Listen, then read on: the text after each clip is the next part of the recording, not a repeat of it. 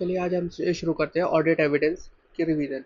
Audit evidence की revision में इसमें अब एस एफ 500 की सीरीज कवर होती है। इसमें बहुत सारे एसेज हैं, तो इसको हम ना पार्ट पार्ट में ब्रेक करके रिवाइज करेंगे। चलो तो स्टार्ट करते हैं पहले एस ए 500 से। एस ए 500 बात करता है ऑडिट एविडेंस है। ऑडिट एविडेंस कैसे होनी चाहिए? Sufficient and appropriate. Sufficient and appropriate मतलब सफिशिएंट का मतलब है क्वांटिटी वाइज। क्वांटिटी कैसे पे डिपेंड करती है? मटेरियल सैंपल साइज के ऊपर, रोमम के ऊपर, मटेरियलिटी के ऊपर, कि इनफ हमारे ऑडिट एविडेंस की इतना क्वांटिटी में इतना इनफ हो कि वो जस्टिफाई करता है हमारे कंक्लूजन और हमारे ओपिनियन को।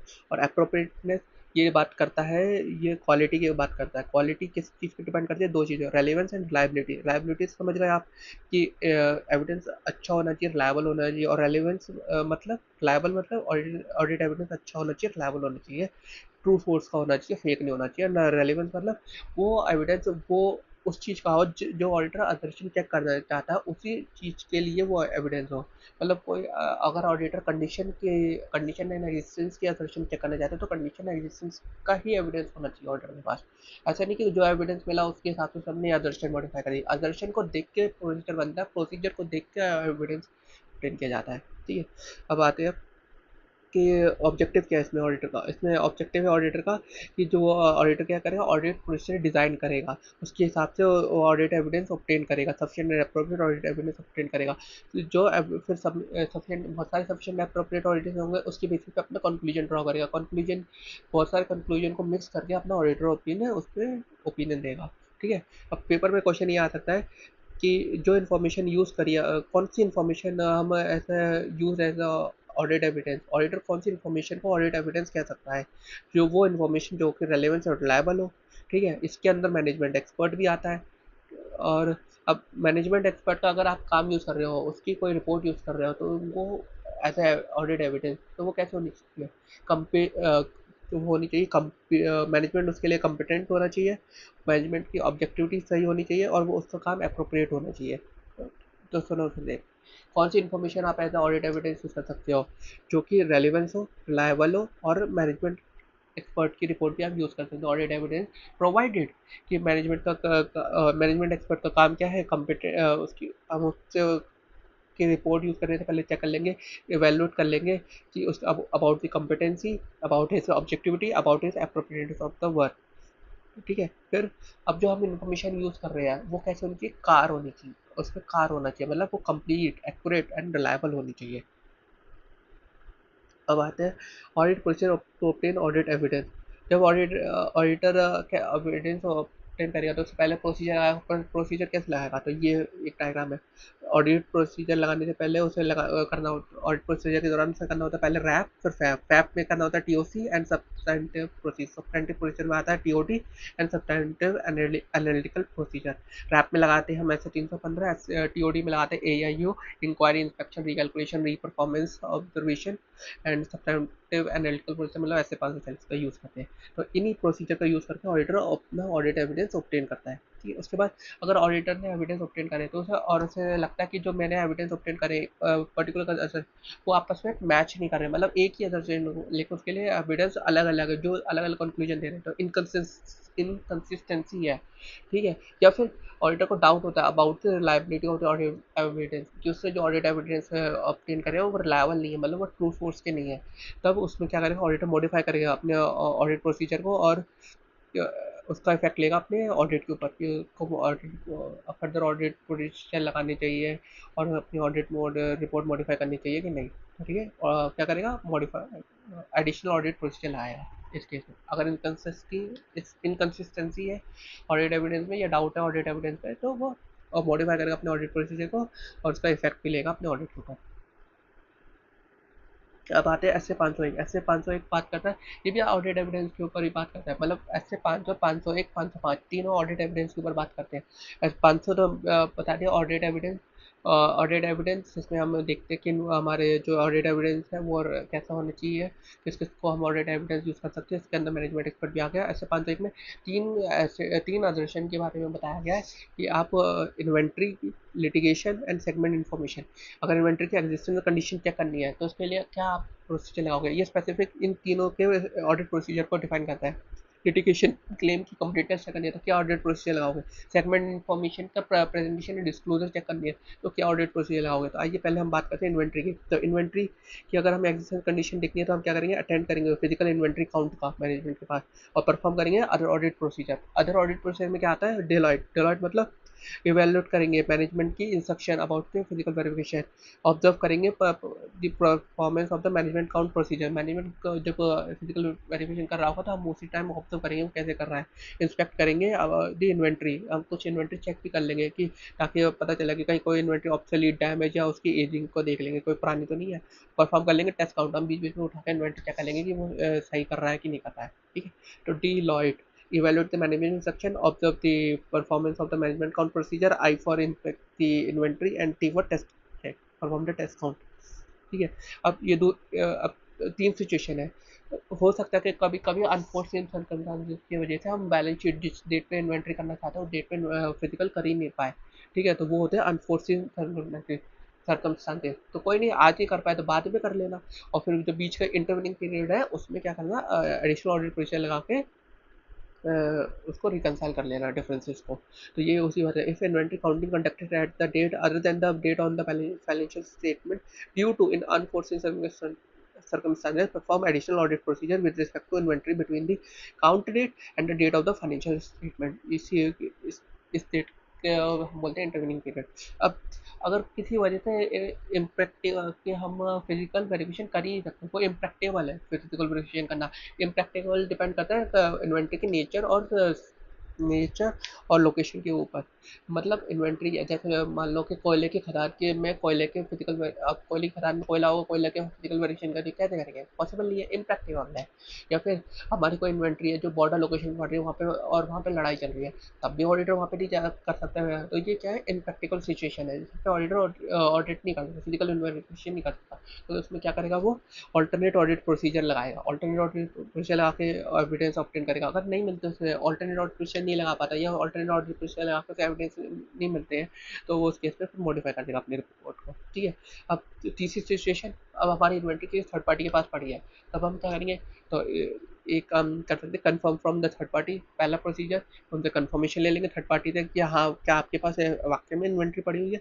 परफॉर्म करेंगे इंस्पेक्शन को, इंस्पेक्शन ऑफ द डॉक्यूमेंट। हमारी इन्वेंट्री अगर थर्ड पार्टी के पास गई है तो कुछ डॉक्यूमेंट से ही तो बाहर गई होगी, तो वो गेट पास वगैरह देख लेंगे। ठीक है। तो इंस्पेक्शन डॉक्यूमेंट और अदर ऑडिट प्रोसीजर परफॉर्म करेंगे। अदर ऑडिट प्रोसीजर मतलब हो सकता है कि हम विजिट कर ले थर्ड पार्टी के पास और फिजिकल इन्वेंट्री काउंट कराए, या फिर अदर मैनेजमेंट बोले कि आप अदर ऑडिटर को बुलाइए जो फिजिकल वेरिफिकेशन करके आएगा थर्ड पार्टी के यहाँ, या फिर हाँ बस ये दो काफ़ी है। तो CIO, confirming from the third party, inspect documental records and of the other perform other audit procedure. For example, attend at the third party premise for physical verification and use another auditor to physical verification on the third party premises. अब litigation claim के हमें क्या देखनी है, completeness check करनी है। तो litigation completeness check करने के लिए तीन प्रोसेस है, IRR, inquiry, inquiry, review the minutes of the meeting, review the legal expense account. ठीक है, इन तीन चीज़ों से हमें पता चल जाएगा कि जो लिटिगेशन क्लेम है वो कंप्लीट, जो भी मैनेजमेंट डिस्क्लोज करे वो कंप्लीट है कि नहीं है। ठीक है, उसके बाद अगर ऑडिटर को लगता है कि ये उसके, if auditor assess the रोमम seek direct communication with the external legal council, तो ही कैन डू सो। अगर ऑडिटर को लगता है कि इस एंटिटी में रोमम है और वो रोमम स्पेसिफिकली लिटिगेशन में दिखता है उसको, तो वो चाहे तो एक्सटर्नल लीगल काउंसिल से डायरेक्ट कम्युनिकेशन भी कर सकता है। ठीक है, if auditor is unable to communicate with the external legal counsel, लेकिन अगर ऑडिटर को मना करते हैं कि आप तो उससे बात नहीं कर सकते या अनेबल टू कम्युनिकेट है, तो उस केस में फिर मॉडिफाई करेगा अपनी रिपोर्ट को। ऑप्टेन ये पर ये सब काम करने से पहले क्या करेगा, वो रिटर्न रिप्रेजेंटेशन ले लेगा मैनेजमेंट से कि आपने सारे लिटिगेशन क्लेम्स और ऑडिटर को डिस्क्लोज करे हैं और उन सभी लिटिगेशन क्लेम्स का आपने प्रॉपर अकाउंटिंग एंड डिस्क्लोजर कराया अपने फाइनेंशियल स्टेटमेंट में as per financial reporting framework. अब आते हैं सेगमेंट इन्फॉर्मेशन। अब सेगमेंट इन्फॉर्मेशन में हमें देखना होता है कि जो प्रेजेंटेशन डिस्क्लोजर है सेगमेंट इन्फॉर्मेशन का वो सही है कि नहीं है। उसके लिए ऑडिटर क्या करेगा, मेथड मैप करेगा, मैप में करेगा, एम से मेथड समझेगा कि मैनेजमेंट ने अप्लाई करा है for the calculation of for determining the segment information, कि वो मेथड सही है कि नहीं। मैं फॉर एग्जांपल इसके लिए वो, जैसे ये एग्जांपल है बापी मेथड की एग्जांपल है, आइए समझते हैं। बापी मतलब कंपेयर करेगा वो बजट से अलोकेट करेगा एसेट और कॉस्ट को अमंग द सेगमेंट, मतलब जो टोटल एसेट को अप्रोप्रिएटली सेगमेंट में अलोकेशन हुआ है कि नहीं हुआ है। कंसिस्टेंसी देखेगा कि प्रायर पीरियड की, जो प्रायर पीरियड में हमने सेगमेंट में दिखाए थे वो ही करंट पीरियड में भी दिखाया कि नहीं, वो कंसिस्टेंट है कि नहीं। और एलिमिनेशन करेगा इंटर सेगमेंट अमाउंट का। तो वापी मतलब ये मेथड्स है, मेथड्स के कुछ एग्जांपल है कि मैनेजमेंट ऐसे ऐसे करके सेगमेंट इन्फॉर्मेशन बनाती है, तो उसको क्रॉस चेक करने के लिए हम ऐसे ऐसे कर सकते हैं। ठीक है, मेथड्स हमने मेथड समझ लिया। अब परफॉर्म करेंगे क्या, एनालिटिकल प्रोसीजर, जिसमें हम करंट ईयर की फिगर को प्रीवियस ईयर की फिगर से कंपेयर करके देखेंगे, बजट को कंपेयर करके देखेंगे एक्चुअल रिजल्ट से। बस 5 में इतना ही था। अब आते हैं 505 एक्सटर्नल कंफर्मेशन रिक्वेस्ट। अब एक्सटर्नल कंफर्मेशन रिक्वेस्ट के बारे में बात करें तो ये ऐसे 505 हमें ये बताता है कि हमें डिटरमाइन करो कौन सी इन्फॉर्मेशन के लिए हमें एक्सटर्नल कंफर्मेशन रिक्वेस्ट भेजनी चाहिए। सिलेक्ट करो अप्रोप्रिएट पार्टी जिसको हमें भेजनी है, डिज़ाइन करो कंफर्मेशन रिक्वेस्ट को और फिर सेंड कर दो रिक्वेस्ट को कि वो डायरेक्ट रिस्पॉन्स करे ऑडिटर को। ठीक है। अब 3 टाइप की एक्सटर्नल कंफर्मेशन रिक्वेस्ट होती है, 3 टाइप की ईसीआर होती है, एक पॉजिटिव, एक नेगेटिव एंड तीसरी ब्लैंक। पॉजिटिव मतलब जिसमें रिप्लाई चाहे एग्री हो या डिसएग्री, सामने वाली पार्टी को रिप्लाई करना ही करना है। नेगेटिव मतलब जो सामने वाली पार्टी को रिप्लाई तभी करना है जब वो डिसएग्री कर रही है इन्फॉर्मेशन से। और ब्लैंक मतलब जिसमें हम ऑडिटर बोलता है कि हमें ये चीज़ें पता चली है, अब इसके अलावा अगर आपके पास और कोई इन्फॉर्मेशन है तो वो आप इस पर लिख के दे दीजिए। ये बेसिकली ब्लैंक वाली तो फ्रॉड केस में यूज़ की जाती है। नेगेटिव नेगेटिव कन्फर्मेशन थोड़े रेयर टाइप की होती है, तो इसको हम ना नॉर्मली यूज़ नहीं करते। इसको हम यूज़ करेंगे जब लो होगा, लो मतलब low ROMM, lot of small balances, low exception rate and low chances of the disc regarding the negative confirmation request. मतलब रिस्क और रोमम हमारा लो हो, या बहुत छोटे छोटे बैलेंसेस के लिए ईसीआर भेजना हो। ठीक है, या फिर डेविएशन के आने के चांसेस कम हो, एक्सेप्शन रेट लो हो, या फिर कि हम उस ट्रांजेक्शन उस अजर्शन के लिए हम नेगेटिव कंफर्मेशन रिक्वेस्ट भेजेंगे जिसके लिए वो मना ही नहीं कर पाए सामने वाली पार्टी, मतलब वो एग्री उस पर रिप्लाई करने के लिए रिप्लाई कर ही करे उस चीज़ के लिए। ठीक है, नॉर्मल केस में हम नहीं भेज सकते। अब अब हमें लगता है कि एक्सेल कंफर्मेशन का जो रिस्पॉन्स आया वो रिलायबल नहीं है, उस पर डाउट हो रहा है। अब doubt on the reliability of the response of the confirmation. ठीक है, तो उसमें क्या करेगा ऑडिटर, क्या करेगा अपने जो उसने रोमम बनाया होगा उसको मॉडिफाई करेगा, उसको चेंज करेगा, उसका इम्पैक्ट देखेगा, इम्पैक्ट लेगा अपने रोमम पे इंक्लूडिंग फ्रॉड, और चेंज करेगा अपने फर्दर ऑडिट प्रोसीजर को। अगर ईसीआर का कोई रिस्पॉन्स आता ही नहीं है तो क्या करेगा ऑडिटर, ऑल्टरनेट ऑडिट प्रोसीजर आएगा। ठीक है, अब रिस्पॉन्स इज पॉजिटिव, अगर हमने पॉजिटिव ईसीआर भेजा था और उसका रिस्पॉन्स नेसेसरी था फिर भी रिस्पॉन्स आया नहीं, तो क्या करेंगे मॉडिफाइड, उसका इम्प्लीकेशन लेंगे अपने ऑडिट पे और मॉडिफाई कर देंगे। ठीक है, अगर जिस केस में ईसीआर का रिस्पॉन्स मैंडेट जरूरी है और उस केस में भी अगर ईसीआर का रिस्पॉन्स नहीं आता तो मॉडिफाई करेंगे। और अगर कोई एक्सेप्शन मिलती है, मतलब जो जवाब मिला है और जो हमारे पास अंडरस्टैंडिंग है एंटिटी को लेके जो डेटा है उसमें कोई डिफरेंस मिलता है तो कोई एक्सेप्शन होता है, हम मैनेजमेंट बोलेंगे आप इन्वेस्टिगेट करिए कि ऐसा क्यों आया, इन्वेस्टिगेट द एक्सेप्शन। और उसके इम्प्लीकेशन लेंगे अपनी, उससे डिसाइड करेंगे कि वो मटेरियल मिसस्टेटमेंट है भी या नहीं। अगर है तो मॉडिफाइड ओपिनियन, नहीं है तो कोई बात नहीं। ठीक है, अब मैनेजमेंट मना कर दे कि आप ईसीआर मत भेजिए, तो हम उनके जवाब को क्या करेंगे, उसके वैलिडिटी और इंक्वायर करेंगे मैनेजमेंट से, और उसके जवाब को चेक करेंगे कि वो वैलिड जस्टिफाइबल रीजन दे रही है कि नहीं दे रही है। ठीक है, और उसके फिर उसके इम्पैक्ट को हम अपने रोमम इंक्लूडिंग फ्रॉड पे इवेलुएट करेंगे और चेंज करेंगे अपने further audit nature time extent of the further audit procedure, और परफॉर्म करेंगे अल्टरन ऑडिट प्रोसीजर और कम्युनिकेट करेंगे टीसीडब्ल्यूजी को कि मैनेजमेंट हमें ये देने से मना कर रही है और आपको उसका जवाब भी रीजनेबल नहीं लग रहा इफ, तो फिर वो मॉडिफाई भी कर सकती है। ठीक है, ये तीन, थैंक यू। आइए अब हम रिवाइज करते हैं ऐसे 510 initial audit engagement on opening balance list. ठीक है, ये ऐसे सिर्फ वन टाइम लगता है जब भी ऑडिटर किसी एंटिटी का ऑडिट करने जाता है, वो फर्स्ट टाइम ऑडिटर होता है या फिर वो किसी एक नॉ उसके पहले किसी दूसरे कंपनी ने ऑडिट किया होता है, या उससे पहले किसी कंपनी उसको एंटिटी का ऑडिट ही नहीं हुआ होता, जो कि बहुत रेयर चांस है। तब ये ऐसे लगता है, और ये ऐसे में क्या होता है ऑडिटर को ओपनिंग बैलेंसेस को चेक करना होता है। ठीक है, तो इसमें और इस ऐसे के दो ही ऑब्जेक्टिव कि हमें ऑडिटर देखेगा कि कहीं ओपनिंग बैलेंस में कहीं मटेरियल स्टेटमेंट तो नहीं है, और दूसरा जो अकाउंटिंग पॉलिसी फॉलो करी एंटिटी ने जो पिछले साल थी और वो इस साल और करंट पीरियड में प्रीवियस ईयर करंट पीरियड में कंसिस्टेंट होनी चाहिए। अगर कोई चेंज हुआ है तो वो appropriately accounting presentation presented and disclose होनी चाहिए। ठीक है, अब इसके लिए ऑडिट प्रोसीजर लगाएगा ओपनिंग बैलेंस के लिए, तो ऑडिट प्रोसीजर है बाप रे, बाप रे, BAAPRE।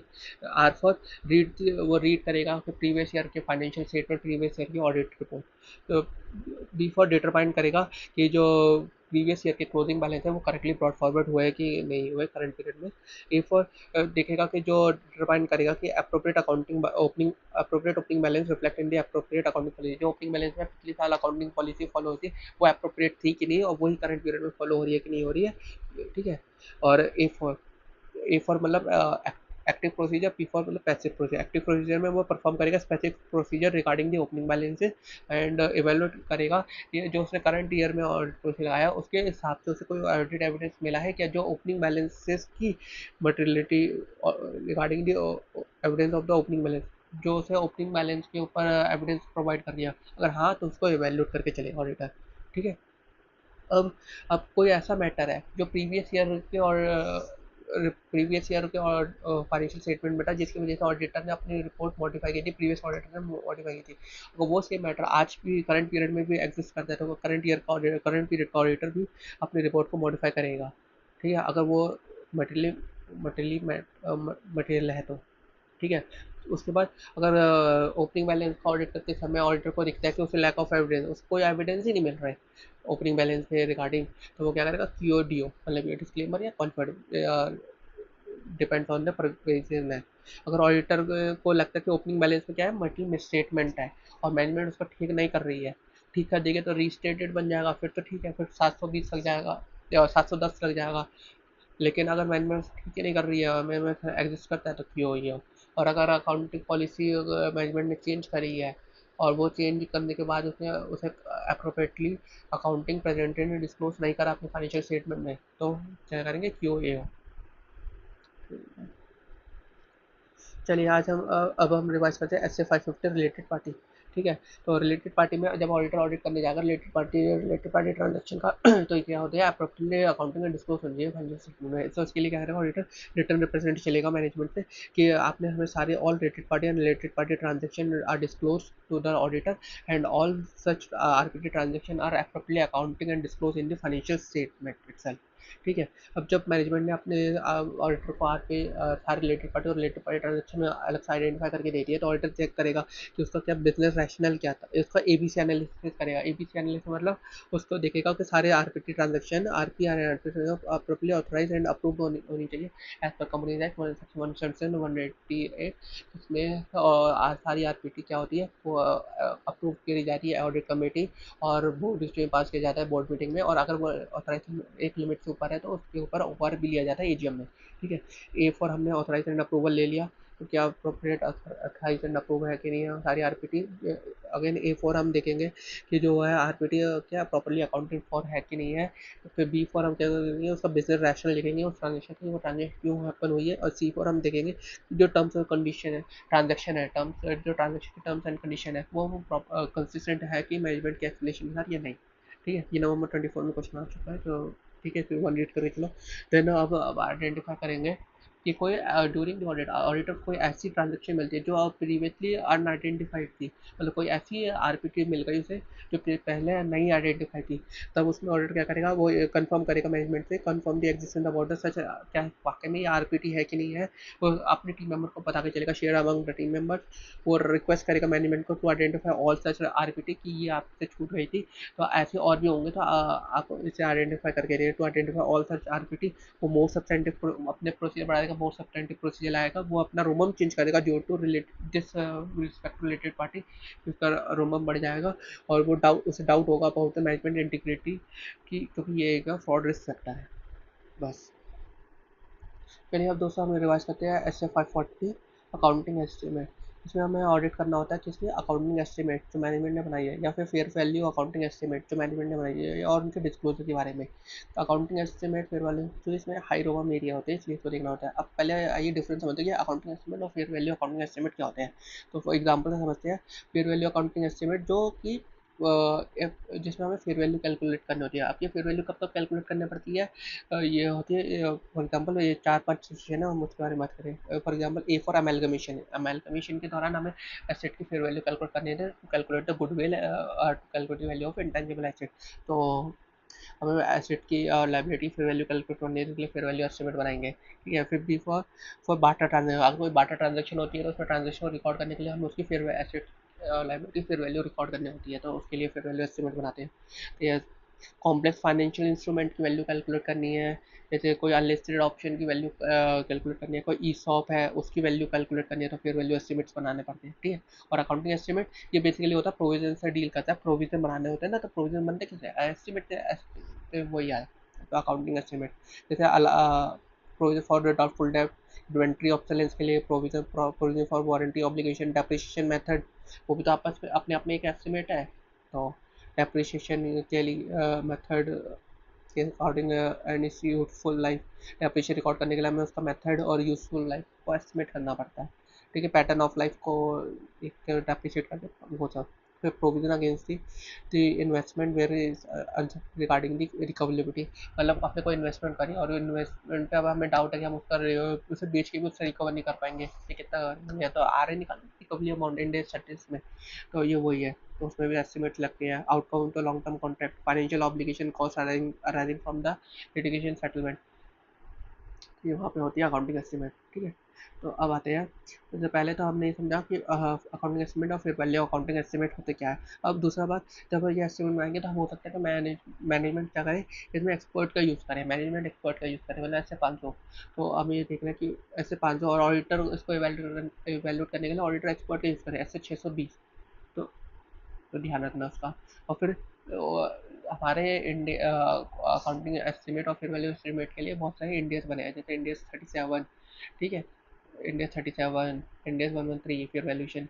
तो हमें ऑडिटर को चेक करना है कि वो इंडियस का उसने मैनेजमेंट ने कंप्लाई करा है कि नहीं करा, उसके साथ अप्रोप्रिएटली डिस्क्लोजर दिया है कि नहीं दिया है। देन जो हाई रोमम एरिया होता है वो इन एस्टिमेट्स का ही होता है, तो क्यों, क्योंकि उसमें मैनेज एस्टिमेशन अनसर्टेनिटी यू ज़्यादा होता है, और मैनेजमेंट बायसनेस इन्वॉल्व होती है वाइल मेकिंग दी एस्टिमेट, मतलब lack of neutrality of in management judgement. अब मैनेजमेंट जब ये एस्टिमेट्स बनाएगी तो वो एक पॉइंट एस्टिमेट बनाती है, जिसको वो का वो अमाउंट निकालती है, और एस्टिमेट की उसका अमाउंट निकालती है, वो अपने फाइनेंशियल स्टेटमेंट में इनकॉर्पोरेट करके डिस्क्लोज करती है, ठीक है। तो ऑडिटर को जब इवेल्युएट करने की मैनेजमेंट की पॉइंट एस्टिमेट सही है कि नहीं, तो ऑडिटर खुद का एस्टिमेट बनाएगा to evaluate the management point estimate, और वो उसके इसके अकॉर्डिंग अपना sufficient appropriate audit efficiency drive करेगा। अब ये मैनेजमेंट की पॉइंट एस्टिमेट हो गई, लेकिन ऑडिटर की ये पॉइंट भी हो सकती है, एस्टिमेट भी हो सकती है, और रेंज फॉर्म में भी हो सकती है, ठीक है। अब अगर डिफरेंस आता है जो मैनेजमेंट एस्टिमेट बनाया और उसके एक्चुअल आउटकम में, तो इसका मतलब ये नहीं है कि वो स्टेटमेंट है या मल्टीपल स्टेटमेंट है, ठीक है। ये एस्टिमेट में चेंज हो सकता है और ये होता है, और ये मिसस्टेटमेंट नहीं कहलाई जाती है। अब ऑडिटर चेक करेगा कि जो मैनेजमेंट ने पिछले साल में एस्टिमेट्स का बनाई थी, पिछले साल जो प्रायर पीरियड में एस्टिमेट बनाई थी, और जो इस साल उसका आउटकम आ गया हुआ, उसमें कितना चेंज आया है वो उसका रिव्यू करेगा। हाउएवर ये रिव्यू करना, ये बात का क्वेश्चन उठा था कि हमें मैनेजमेंट की इंटीग्रिटी, मैनेजमेंट की जजमेंट पे डाउट है जो उसने पिछले साल, ठीक है, बस हम रिव्यू कर रहे हैं कि उसका तरीका कितना सही था, मतलब उसका अमाउंट में कितना डिफरेंस आ गया, और उसने जो मेथड लगाए थे पिछले साल वो एस्टिमेट बनाने में, और जो इस साल जो मेथड लगा रहा है वो सेम है कि उसने चेंज करें तो फिर क्यों करें, उसका रीज़न, ठीक है। अब आइए, ये एस्टिमेट, इस ऐसे का ऑब्जेक्टिव क्या है, एस्टिमेट कैसे होनी चाहिए, रीजनेबल, और डिस्क्लोजर कैसा होना चाहिए, एडुकेट एज पर एफआरएफ, ठीक है। एस्टिमेट्स का मतलब क्या होता है, approximation of the monetary amount in the absence of precise means of the measurement, मतलब अगर हमारे पास कोई एग्जैक्ट अमाउंट नहीं है तो हम एस्टिमेट करके अप्रोक्सीमेशन अमाउंट के ऊपर पहुंचते हैं, approximation of monetary amount in the absence of the precise means of the measurement. आइए, अब पेपर हम एग्जाम ओरिएंटेड देखें, तो इसमें इस ऐसे से रिलेटेड 4 क्वेश्चन पूछे जाते हैं। एक तो एग्जाम्पल्स, हाई यू और लो यू के, review of the outcome of accounting estimate, RAP to be followed with respect to S 540, and what are the disclosure to be made, ठीक है। तो आइए एक एक करके समझते हैं। अब हमने ये समझा कि जो एस्टिमेशन है वो उसमें एस्टिमेशन अनसर्टेनिटी रहती है, अगर ज़्यादा हाई एस्टिमेशन अनसर्टेनिटी रहेगी तो उसमें रोमम भी ज़्यादा होगा। इसके एग्जांपल एग्जाम में पूछे जाते हैं।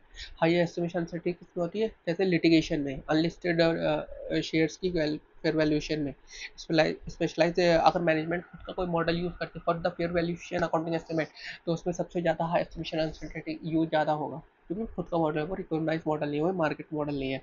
और negotiation with the trade union, क्योंकि ये किसी ना ये कंट्रोल में नहीं है, ठीक है। और जो छोटे टर्म के लिए होते हैं, शॉर्ट टर्म के लिए होते हैं, जैसे कि लो, उसमें लो एस्टिमेशन होता है, इसलिए लो ईयू होता है, लो ईयू से resulting low RoMM. For example हमें business provision for doubtful debt बनाना है, तो उसका एस्टिमेशन का आउटकम तो तुरंत ही आ जाएगा ना, मतलब पिछले साल का अकाउंटिंग एस्टिमेट, वो जिस अब हम ऑडिट करते हैं 31 मार्च कर रहे हैं, तो ऑडिट कर रहे हो मई में, तो 31 मार्च में जो हमने प्रोजेक्ट बनाया वो मई तक रिजल्ट आ गया होगा, तो शॉर्ट ड्यूरेशन का है, इसलिए उसके लो यू होता है, इसलिए लो रोबो होता है। तो accounting estimator entity that engage in simple business activity, जो रूटीन ट्रांजेक्शन में होते हैं, जो रेडिली जिसका डेटा रेडिली अवेलेबल होता है, जो मेथड और मेजरमेंट है, तो जो हमारे फाइनेंशियल रिपोर्टिंग फ्रेमवर्क ने उसके लिए मेथड और मेजरमेंट बता रखे हैं, तो उसमें लो यू होगा, ठीक है। और अगर हम फेयर वैल्यूएशन एस्टिमेट को वेल नोन मॉडल का यूज़ करते हैं, फॉर एग्जांपल ऑप्शन वैल्यू के लिए बीएसएम मॉडल का यूज़ करें, तो वो वेल नोन मॉडल है, तो उसका फिर यू लो होगा, इसमें लो रोमम होगा।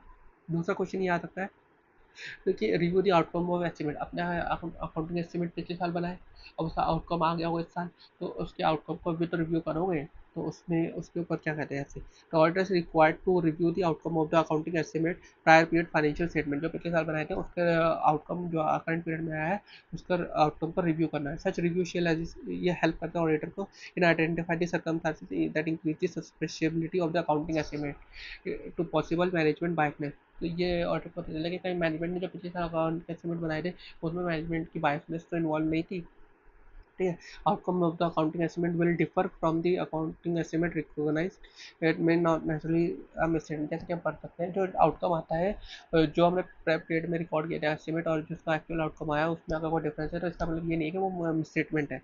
By performing the risk assessment procedure auditor में होते हैं, अगर ऑडिटर को उसका रिस्क असेसमेंट प्रोसीजर करना है, तो ऑडिटर को इसके लिए मतलब रिस्क असेसमेंट प्रोसेस क्यों करेगा, to identify and understand the reason for the such difference. Difference आया होगा अकाउंटिंग एस्टिमेट में, तो इसका मतलब ये तो नहीं कि मिसस्टेट में, पर उसका difference of the reason identify करना, reason of the difference identify, auditor obtain करेगा information regarding the effectiveness of the management prior period estimation process and from which auditor can जज likely the effectiveness of the current period process. अगर उसका management ने जो पिछली साल estimate बनाया था, जिस मेथड और जिस जजमेंट को लेकर बनाया था, उसी जजमेंट को लेकर आज भी बनाया, अगर पिछले साल की जजमेंट में गलत की तो इस साल उस जजमेंट सुधार के एस्टिमेट रिवाइज किया जा सकता है। Audit evidence about the re estimate in current period prior period accounting estimate, मतलब हमने जो पिछले साल अकाउंट एस्टिमेट बनाए थे, ठीक है, उसको हम री एस्टिमेट करेंगे करंट पीरियड के अंदर और देखेंगे कि उसके रिगार्डिंग ऑडिट एविडेंस ऑब्टेन करेंगे कि कितना सही है कि नहीं है। और audit evidence on the matter such as elimination of the EU that affect the required to disclose in the financial statement, अगर ऑडिट एविडेंस इस बात पे भी अगर कोई एस्टिमेशन अनसर्टेनिटी है तो वो अप्रोप्रिएटली डिस्क्लोज होनी चाहिए, ठीक है। ऑडिट इसके लिए भी ऑडिटर ऑडिट एविडेंस गैदर करके चलेगा, तो ऑडिटर तीन चीज़ें इन्फॉर्मेशन लेके चलेगा कि प्रायर पीरियड की जो एस्टिमेशन प्रोसेस था उसकी इफेक्टिवनेस को लेके, एविडेंस ऑब्टेन करेगा री एस्टिमेट करके, प्रायर पीरियड के एस्टिमेट को री एस्टिमेट करेगा करंट पीरियड में, उसके रिगार्डिंग एविडेंस ऑब्टेन करके चलेगा, और एस्टिमेशन अनसर्टेनिटी का इफेक्ट के रिगार्डिंग एविडेंस ऑब्टेन करके चलेगा ऑडिटर, ठीक है। Auditor shell also review the outcome of the estimation of the prior period, however the review it will not intended to call into the question of the judgment made by the management in the prior period, ठीक है। अब एक question ये आ सकता है कि वो आप कौन सा रिस्क असेसमेंट प्रोसेस करोगे during the checking of the estimate, तो आप ऑडिटर क्या करेगा, auditor should obtain the understanding of the following, ये इन चार पांच चीज़ों की अंडरस्टैंडिंग लेके चलेगा। ऑडिटर देखेगा वो इसके ऊपर कोई applicable financial reporting F R F applicable है कि नहीं, और उसकी रिक्वायरमेंट का कंप्लायंस हुआ है कि नहीं हुआ। Management process to identify the transaction event and condition that rise to need of the accounting estimate, auditor ये आइडेंटिफाई करेगा कोई ऐसा इवेंट ट्रांजेक्शन या सर्कमस्टेंसेस तो नहीं है जिसकी वजह से आप में अकाउंट एस्टिमेट को कैलकुलेट करने की जरूरत है, मतलब जो करें ठीक है, लेकिन इसके अलावा और कोई ऐसी ट्रांजेक्शन इवेंट एंड कंडीशन तो नहीं है जिसके लिए हमें नए एस्टिमेट्स कैलकुलेट करने पड़े। मैनेजमेंट एस्टिमेशन मेकिंग प्रोसेस क्या है, इसका शॉर्टकट है मेकअप। मेकअप मतलब मेथड एंड मॉडल्स कौन सा यूज़ करें मैनेजमेंट में, मैनेजमेंट एक्सपर्ट क्या मैनेजमेंट एक्सपर्ट का यूज़ करें वाइल, तो हम उसका उसका काम यूज़ कर सकते हैं। उसके कंट्रोल क्या है, एस्टिमेशन बनाते समय जिन फैक्टर पर एस्टिमेशन बनाया उसका कंट्रोल क्या क्या क्या है, सिग्निफिकेंट अजम्पशन कौन सी ली है मैनेजमेंट ने, और change in management use from the prior period along with the reason, अगर मैनेजमेंट ने पिछले साल जो मैथड लगाया था उसमें कोई चेंज करा है इस साल में, तो चेंज का रीज़न क्या है, और मैनेजमेंट ने assess the effectiveness of the estimation uncertainty, और मैनेजमेंट ने अगर कोई estimation uncertainty है तो उसके इफेक्ट को कैसे टैकल करा है। तो मैनेजमेंट की assessment about the effectiveness of the management effect you, ठीक है। Auditor shall review the outcome of the accounting estimate of the prior year, however this will not intend to call in to the question on the judgement of made by the management in the prior period, ठीक है। अब हमने देखा कि auditor identify अगर उस transaction event condition में that required estimation calculation, तो वो इवेंट कंडीशन और सर्कमस्टेंस कौन से हो सकते हैं। फॉर एग्जांपल कोई जो ट्रांजेक्शन पहले कोई नई ऐसे ट्रांजेक्शन जिसमें न्यू टर्म्स एंटर्ड हुए हैं, ठीक है, या फिर कोई ट्रांजेक्शन जो पिछली बार भी थी तो उसके टर्म्स में चेंज हुआ है, कोई new type of transaction entered हुई है, या कोई change in accounting policy due to change in F R में कोई चेंज आने की वजह से कोई अकाउंटिंग पॉलिसी चेंज हुई है, या न्यू कंडीशन और इवेंट्स आए हैं, या फिर change in the regulatory law और लीगल फ्रेमवर्क में कोई चेंज हुआ है, ठीक है। अब एक क्वेश्चन ये आ सकता है कि management R I C effectiveness and कैसे एनालाइज करता है, कैसे इवेल्युएट करते हैं अबाउट द यू की इफेक्टिवनेस को लेके। तो उसमें ऑडिटर चेक करेगा, मैनेजमेंट ने ये कर लिया, अब ऑडिटर चेक करेगा कि इसका उसकी इवैल्यूएशन सही है कि नहीं मैनेजमेंट की, तो उसके लिए वो देगा आम देगा। आम मतलब management has consider alternate assumption और आउटकम। एस्टिमेशन करते समय बहुत सारे असम्पशन और आउटकम्स आए होंगे, तो मैनेजमेंट ने किसी एक को चुना होगा, तो रिजेक्शन का रीजन क्या है। मैनेजमेंट हाउ कैसे management has considered the alternative assumption outcomes and why it has been rejected from them, ठीक है। Whether significant assumption used by management is reasonable, management ने जो असम्पशन लिए है एस्टिमेशन में आंसर में वो रीजनेबल है कि नहीं, और मैनेजमेंट का intent to carry out the specific course of action. Management ने जो एस्टिमेट निकाले हैं उसमें मैनेजमेंट का इंटेंशन क्या है, कहीं मैनेजमेंट के बारे तो इन्वॉल्व नहीं है, मैनेजमेंट का फ्रॉड रिस्क फैक्टर तो नहीं है, ये सब। तीसरा क्वेश्चन ये आ सकता है, और चौथा क्वेश्चन ये आ सकता है कि आप कौन कौन ऑडिटर कौन कौन से डिस्क्लोजर लेकर चलेगा। तो इसका शॉर्ट कोड है मैशअप। मैशअप मतलब मेथड, कौन सा मेथड यूज़ करा है एस्टिमेशन बनाते समय, ऑडिटर उसकी वो चीज़ एफ आर एफ में डिस्क्लोज होनी चाहिए, ठीक है। वो कौन सी अजम्पशन यूज़ करी है मैनेजमेंट ने while drawing the estimation calculation, basis of selection of the estimation, मतलब estimation में बहुत सारे अमाउंट आएगा तो उसमें सिलेक्शन का बेसिस क्या है। Any change in the method of the estimation from prior period से करंट पीरियड में क्या कोई चेंज हुआ है क्या एस्टिमेशन के मेथड्स और कैलकुलेशन में, तो वो आपको डिस्क्लोज करना पड़ेगा। कोई एस्टिमेशन अनसर्टेनिटी कोई यू है तो उसका सोर्स क्या है और उसका इम्प्लीकेशन क्या है आपकी फाइनेंशियल स्टेटमेंट में, और कोई चेक करना कि अप्रोप्रिएट डिस्क्लोज है कि नहीं है फाइनेंशियल स्टेटमेंट में, अगर नहीं है तो वो अपना वो इसके रिगार्डिंग अपने ऑडिट रिपोर्ट में बता सकता है, अगर डिस्क्लोज नहीं है तो, ठीक है। बस यही है। चलिए अब हम रिवाइज करते हैं ऐसे 520 एनालिटिकल प्रोसीजर। एनालिटिकल प्रोसीजर का मतलब क्या है, एनालिटिकल प्रोसीजर मतलब डेटा कंपैरिजन, इट इंक्लूड मतलब इसका मतलब है to identify the plausible relationship between the financial and non financial data, ठीक है। प्लॉजिबल मतलब जो फाइनेंशियल नॉन फाइनेंशियल डेटा उसके अंदर रीजनेबल चेक करने को कहते हैं प्लॉजिबल रिलेशनशिप, कोई रिलेशनशिप है कि नहीं है उसमें, कोई रीजनेबलनेस है कि नहीं है। तो एनालिटिकल प्रोसीजर मतलब data comparison to identify the plausible relationship between the financial and non-financial data. It also includes investigation about the identified fluctuation relationship. अब एनालिटिकल प्रोसीजर में प्लानिंग स्टेज पे भी यूज होता है, परफॉर्मिंग स्टेज में भी होता है, रिपोर्टिंग स्टेज में भी यूज होता है। प्लानिंग स्टेज पे क्या होता है, to assess the ROMM, performance stage पे इसका नाम बदल जाता है substantive analytical procedure, to obtain to further use to obtain sufficient and appropriate audit evidence. और रिपोर्टिंग स्टेज पे क्या होता है, टू ड्रॉ कंक्लूजन जिसके बेसिस पर हम ओपिनियन ड्रॉ कर सकें। For example A R D document बनता है प्रैक्टिकल लाइफ में इसके ऊपर, ठीक है। इसके एग्जाम्पल है ratio analysis, trend analysis, reasonable testing, ये सब। सब एनालिटिकल प्रोसीजर में की 4 टेक्निक होती है बेसिकली। एक होता है कैरेट, comparison, ratio analysis, reasonable test and trend analysis. Comparison और रेशियो होता है प्लॉजिबल रिलेशनशिप को आइडेंटिफाई करने के लिए। रीजनेबल टेस्ट होता है एफ आई और नॉन एफ आई के बीच में लिंकेज बिठाने के लिए, रीजनेबल टेस्ट करने के लिए, ठीक है। और ट्रेंड एनालिसिस होता है प्रीवियस पास्ट ईयर के फिगर्स को कंपेयर करने के लिए, ठीक है। अब आते हैं कि परफॉर्मेंस स्टेज में जब हम सब्सटेंटिव एनालिटिकल प्रोसीजर लगाते हैं हमें किन बातों का ध्यान रखना होता है। श्रेड का ध्यान होता है, श्रेड का ध्यान रखना होता है कि वो कौन सा एज फॉर सुटेबिलिटी कौन सा एनालिटिकल प्रोसीजर सुटेबल रहेगा। सब्सटेंटिव एनालिटिकल क्या analytical substantive analytical procedure suitable है भी या नहीं, आर फॉर रिलायबिलिटी, कि जिस अंडरलाइंग डेटा के ऊपर हम एनालिटिकल प्रोसीजर लगाने वाले हैं वो डेटा रिलायबल होना चाहिए। ई फॉर उसके बाद हम एक्सपेक्टेशन डेवलप करेंगे एनालिटिकल प्रोसीजर लगाने के बाद। फिर expectation, D for expectation develop करने के बाद उसको कंपेयर करेंगे एक्चुअल आउटकम से और कोई डिफरेंस देखेंगे। अगर डिफरेंस एक्सेप्टेबल लेवल अमाउंट का है तो कोई फर्दर इन्वेस्टिगेशन की जरूरत नहीं है। लेकिन अगर उसमें सिग्निफिकेंट डिफरेंस है तो फिर हमें सिग्निफिकेंट अमाउंट का डिफरेंस है तो फिर हमें इन्वेस्टिगेशन करना पड़ेगी। इन्वेस्टिगेशन क्या करेंगे, इंक्वायर करेंगे मैनेजमेंट से, इंक्वायर करेंगे मैनेजमेंट से कि ये डिफरेंस क्यों आ रहा है, और उसका मैनेजमेंट के रिस्पॉन्स लेंगे और मैनेजमेंट रिस्पॉन्स के अगेंस्ट एविडेंस ऑब्टेन करेंगे कि वो मैनेजमेंट रिस्पॉन्स लायबल है कि नहीं है, एंड परफॉर्म करेंगे अदर ऑडिट प्रोसीजर को that corporate the management respond to other inquiry. ठीक है। अब सब्टेंटिव एनालिटिकल प्रोसीजर उस असर्शन के लिए सूटेबल है कि नहीं, इसके लिए हम क्या चेक करेंगे, इसके लिए हम चेक करेंगे ललिता, मतलब लार्ज वॉल्यूम ऑफ ट्रांजेक्शन क्या है। Substantive analytical procedure are more applicable where large volume of transaction are occurred. Substantial and different type of audit procedure provide different type of level of assurance. तो अगर हमें high level of assurance चाहिए तो हम सब analytical procedure को adopt कर सकते हैं। पर्टिकुलर सब्सटेंटिव एनालिटिकल प्रोसीजर में consider suitable where test of detail are performed on same assertion. अगर हम जिस असर्शन के लिए सब्सटेंटिव एनालिटिकल प्रोसीजर लगा रहे हैं उसके लिए अगर टीओडी भी लगाए तो ये बेस्ट होगा, क्योंकि वो रीवेरीफाई भी हो जाएगी असर्शन और अच्छा रहेगा। And suitability of the analytical procedure influence by the nature of the assertion, मतलब substantive analytical procedure is also influence by the nature of the assertion. तो Lalita, L for large volume of transaction, L for level of assurance, T for test of details are performed, and A for nature of the assertion. ठीक है। अब जो underlying data वो reliable होना चाहिए, इसके लिए हम क्या चेक करेंगे, इसके लिए हम चेक करेंगे सिकनिक एज पर सोर्स ऑफ इन्फॉर्मेशन अवेलेबल होनी चाहिए अंडरलाइंग डेटा की, कहाँ से वो आई है, वो कंपेरेबल होनी चाहिए, comparable of the information available, उसके मतलब जो इन्फॉर्मेशन अवेलेबल है उसका कंपेरेटिव डेटा भी अवेलेबल होना चाहिए। Nature and relevance of the information available, जो इन्फॉर्मेशन अवेलेबल है उसका नेचर और उसका रेलेवेंस भी अवेलेबल होना चाहिए मार्केट में। And the control over the preparation of the information, जो हमने इन्फॉर्मेशन वो बनाई है उसके उस इन्फॉर्मेशन बनाने में कौन कौन से कंट्रोल लगे, ताकि हम ये देख सकें कि जो इन्फॉर्मेशन है वो कार हो, कंप्लीट एक्यूरेट एंड रिलायबल हो। ठीक है।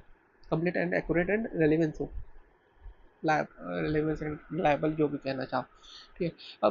अब रिपोर्टिंग स्टेज में जब आप एनालिटिकल प्रोसीजर करते हो तो आप क्यों करते हो, ताकि हम ये देख पाए जो फाइनेंशियल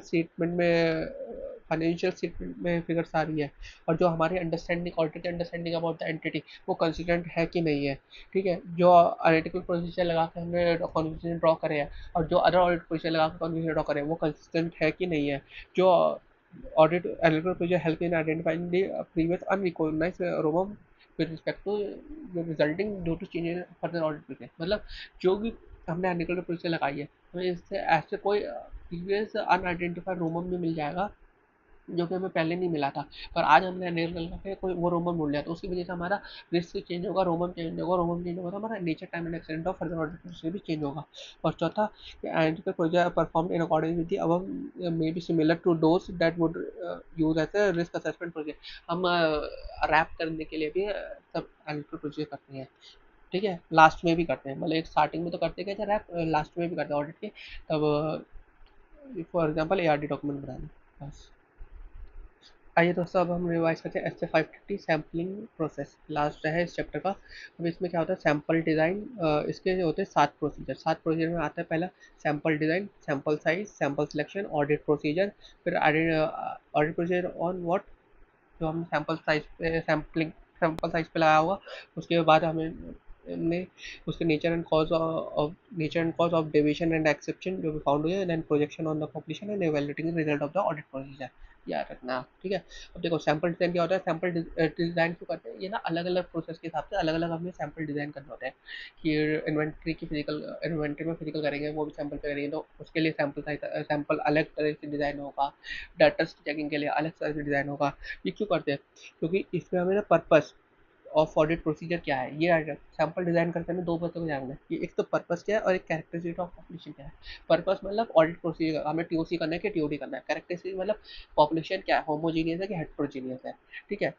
उसके बाद हम सैंपल साइज उसके बाद हम सैंपल साइज साइड डिसाइड करेंगे कि हमें कितना सैंपल चाहिए। तो सैंपल साइज इतना होना चाहिए कि वो हमारे सैम्पलिंग रिस्क को कम से कम करे। सैम्पलिंग रिस्क मतलब कि क्या हमारा जो सैंपल है वो हमारे पॉपुलेशन को फुल्ली रिप्रेजेंट कर रहा है कि नहीं कर रहा है। तो सैंपल रिस्क हमेशा रहेगा, लेकिन sample risk minimum to minimum होना चाहिए। हमें इतना अपना सैंपल साइज इतना सफिशिएंट रखना है कि हमारा sampling risk acceptable low level तक चला जाए। उसके बाद आता है audit sample selection. Sample selection कैसे करेंगे? वेरियस मेथड है, रैंडम सैम्पलिंग मेथड है, पार्ट रेडियस है, ब्लॉक मेथड है, ये था। ठीक है, अब जो हमने सैंपल लेंगे उस पर ऑडिट प्रोसीजर लगाएंगे। ऑडिट प्रोसीजर लगाएंगे तो कुछ एक्सेप्शन मिलेगी, कुछ कंट्रोल। अगर टीओसी कर रहे हो तो हम तुम्हें एक्सेप्शन मिलेगी, और अगर टीओडी कर रहे हो तो तुम्हें डेविएशन मिलेगी। तो उसके नेचर एंड कॉस्ट को आइडेंटिफाई करना, फिर उसको के जो नेचर कॉस्ट को आइडेंटिफाई करके उसको प्रोजेक्ट करना अपने एंटायर पॉपुलेशन पे। ठीक है, और फिर उसके बाद इवेलुएट करना रिजल्ट ऑफ ऑडिट प्रोसेस, फिर अपना ऑडिट प्रोसेस का रिजल्ट ड्रॉ करना, जिससे कि तुम अपने ऑडिट ओपिनियन फाइनेंशियल स्टेटमेंट का ओपिनियन ड्रॉ कर सको। उसके ओपिनियन के लिए तुम कंक्लूजन ड्रॉ कर सको, कंक्लूजन के लिए पॉपुलेशन के ऊपर रीजनेबल एश्योरेंस ले सको। ठीक है, अब आते हैं इसके कंटेंट पे। हाँ, ये रहा।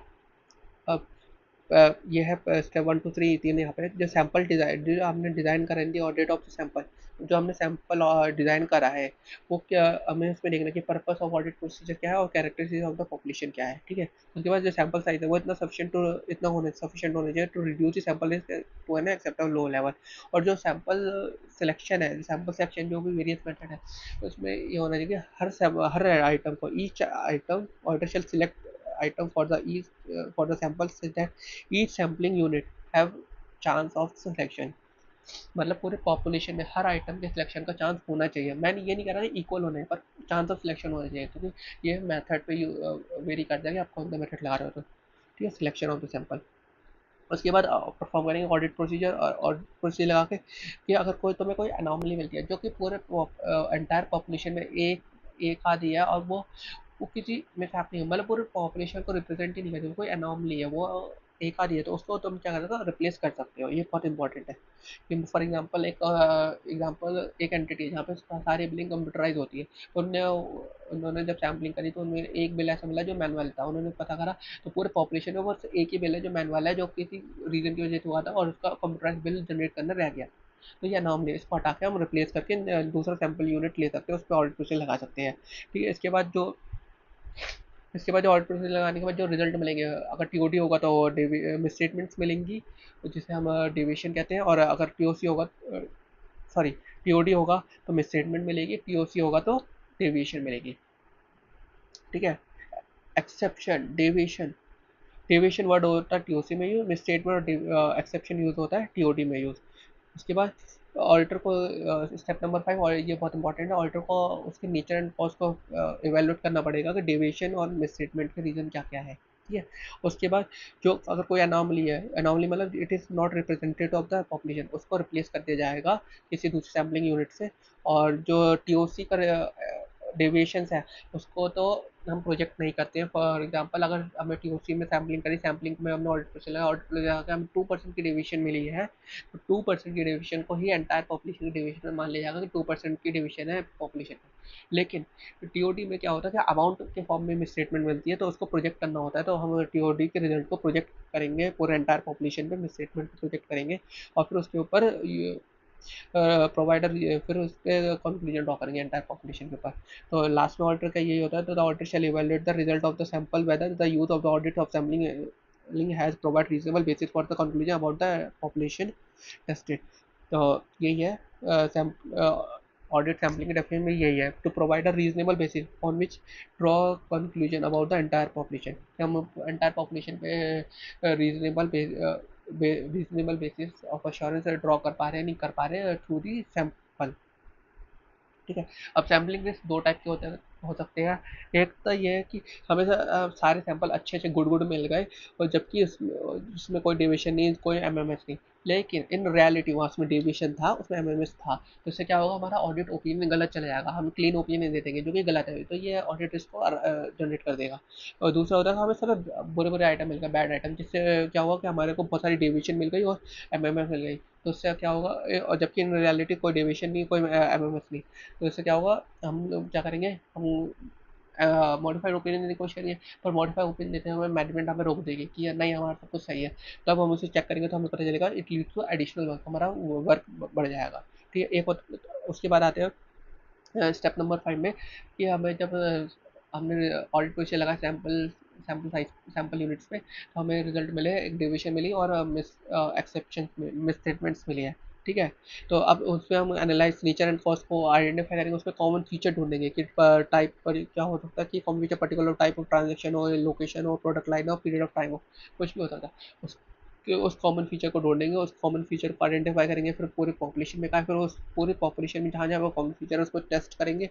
और हो सकता है कि ये जो डेविएशन स्टेटमेंट है इंटेंशनल हो और फ्रॉड रिस्पेक्ट कर दिया हो, इसके बेसिस पे ऑर्डर ड्रॉ कन्फ्यूज अपना कॉन्फ्यूजन ड्रॉ करेगा, इसका ऑडिट ऑब्जेक्टिव अचीव हुआ है कि नहीं, और उसे अदर एरिया में audit project further audit project लगाने हैं कि नहीं लगाने।